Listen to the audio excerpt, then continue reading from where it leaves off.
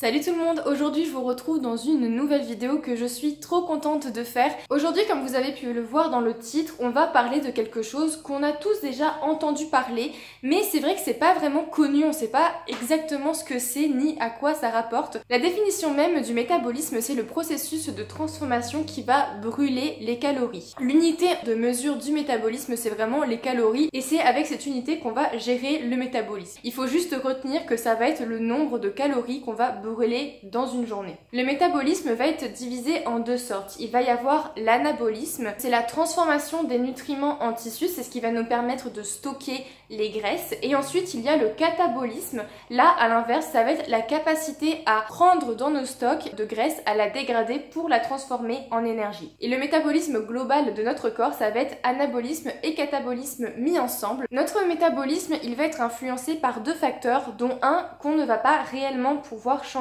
Il va y avoir le métabolisme dit basal et le métabolisme dit actif. Le métabolisme basal, ça va être l'ensemble des mécanismes qui vont nous tenir en vie. Donc pour conserver la température de notre corps, pour respirer, la dépense énergétique qu'on va faire pour bouger, parce que rien que ça va demander de l'énergie et cette énergie va être fournie par le métabolisme. Dans le métabolisme basal, il y a aussi une fonction qui est extrêmement dépensive en énergie et qui ne va pas être anodin pour ceux qui veulent perdre du poids, c'est la digestion. Il faut savoir que le métabolisme basal va représenter 70% des dépenses énergétiques dans une journée. Et la digestion à elle seule va représenter 10% de la dépense énergétique globale sur une journée. C'est pour ça que contrairement à ce qu'on pense, digérer nous permet de dépenser beaucoup d'énergie et aussi pourquoi pas de perdre de la graisse, de perdre du stock. Et c'est d'ailleurs aussi pourquoi on dit que quand on est en pleine digestion, on est fatigué, c'est justement parce que notre corps va fournir un effort supplémentaire qui va être vraiment énergivore. Étant donné que nous sommes tous différents, le métabolisme va dépendre de l'âge, de la taille, de votre poids et de votre sexe. Il y a plein d'algorithmes, un peu comme pour l'IMC, pour calculer son métabolisme basal.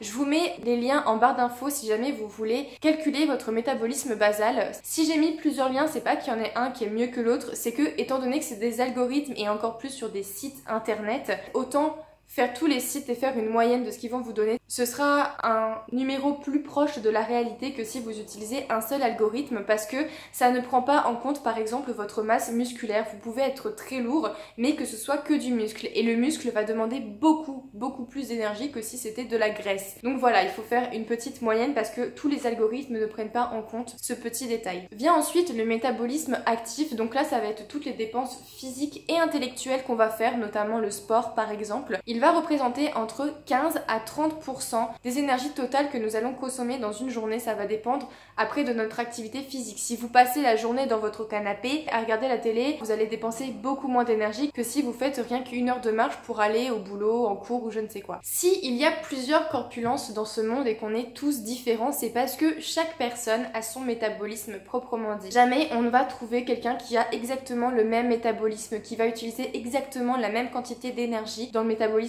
basal par exemple dans une journée. Néanmoins, on peut quand même classer deux métabolismes pour réussir à se situer, à voir où on est et pouvoir dans ce cas essayer de changer son métabolisme si on veut essayer de changer sa corpulence. Je tiens à préciser que je vais parler des métabolismes quand la croissance est finie. Si vous êtes adolescent, pour une fille entre 16 et 18 ans et pour un garçon entre 20 et 22 ans, il ne faut pas trop prendre en compte ce que je vais vous dire parce que votre corps va énormément dépenser d'énergie pour croître, pour se développer et c'est pour ça qu'il y a beaucoup de jeunes hommes qui n'arrivent pas à prendre un pet de gras même s'ils mangent comme jamais, ils peuvent manger n'importe quoi et mal, ils vont toujours être aussi maigres et avoir peu de graisse en eux, mais c'est totalement normal. Il faut juste que vous attendiez de finir votre croissance et ensuite votre métabolisme va devenir en soi normal. On va commencer par le métabolisme que beaucoup de gens aimeraient avoir, c'est le métabolisme dit rapide, c'est-à-dire quelqu'un qui aura énormément de mal à prendre du poids et à stocker. Cette particularité est due à ce que le corps assimile extrêmement rapidement les aliments, ils sont tout de suite utilisés pour leur fonction première et non pour le stockage,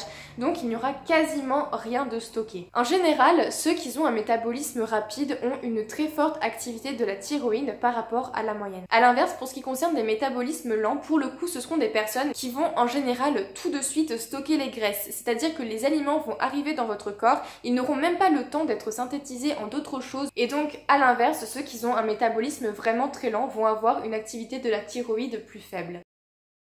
Vous allez me dire, d'accord, c'est bien beau de savoir son métabolisme, savoir s'il est lent ou pas, mais comment on veut faire si jamais on veut perdre du poids? Du coup, le métabolisme a certes une prédisposition génétique, ce n'est pas pour autant qu'on ne va pas réussir à le modifier un minimum afin de perdre ou de gagner du poids en fonction de ce qu'on désire. Pour commencer, on va parler des régimes et notamment des régimes qui sont totalement mal faits. Je parle notamment des gens qui vont arrêter de manger, qui vont sauter des repas et à côté de ça qui vont faire énormément de sport, énormément de cardio. C'est totalement ce qu'il ne faut pas faire.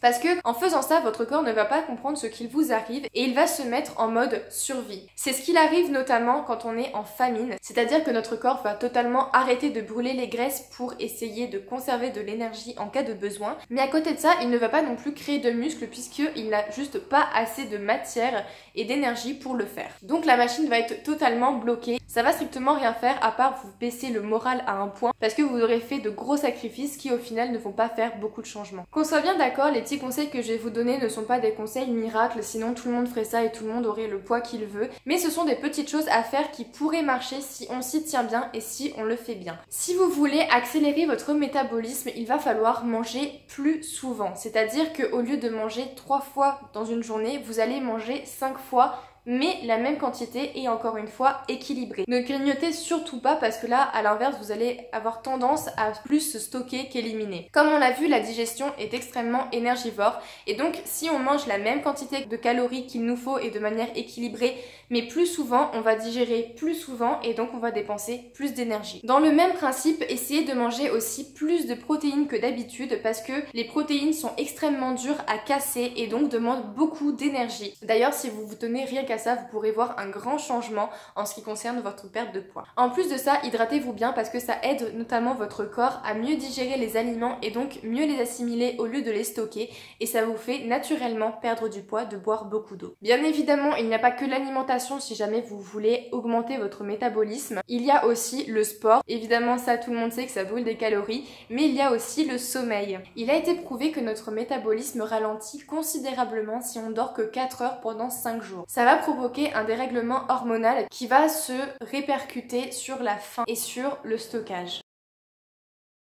Je tiens à préciser que ralentir son métabolisme, c'est vraiment pas la façon la plus saine pour gagner du poids, puisque vous allez devoir manger beaucoup moins et c'est vraiment pas recommandé. Il y a quelques petites techniques qui peuvent vous permettre d'arriver à prendre un petit peu plus de poids, même si vous essayez tout, notamment manger énormément. La façon la plus simple, ce serait de calculer votre métabolisme basal et à partir de là, de calculer les calories que vous mangez et essayer de manger beaucoup plus que ce métabolisme. Ensuite, une petite technique qui permet là pour le coup de ralentir votre métabolisme, c'est de faire des siestes. Quand on dort, notre métabolisme va naturellement ralentir. Et une fois réveillé après la sieste, il va rester plus bas que la normale quelques temps. Donc si vous faites des siestes régulièrement, vous allez pouvoir permettre à votre métabolisme de ralentir un minimum et donc à ce moment-là de stocker un peu plus si vous êtes en plus en train de digérer. Essayez aussi de manger des aliments avec des sucres complexes, donc c'est tout ce qui est féculent, le pain, les pâtes, etc.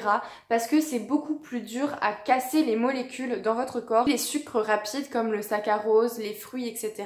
vont être très vite assimilés et comme vous avez un métabolisme qui a plus tendance à assimiler qu'à stocker, il va trop vite l'assimiler, il ne stockera pas. Alors que si vous prenez des sucres complexes, là ça va être plus dur à assimiler et donc votre corps va plus tendance à les stocker plutôt que les utiliser. Et enfin, évitez tout ce qui est connu pour augmenter le métabolisme, notamment la caféine, le tabac, etc.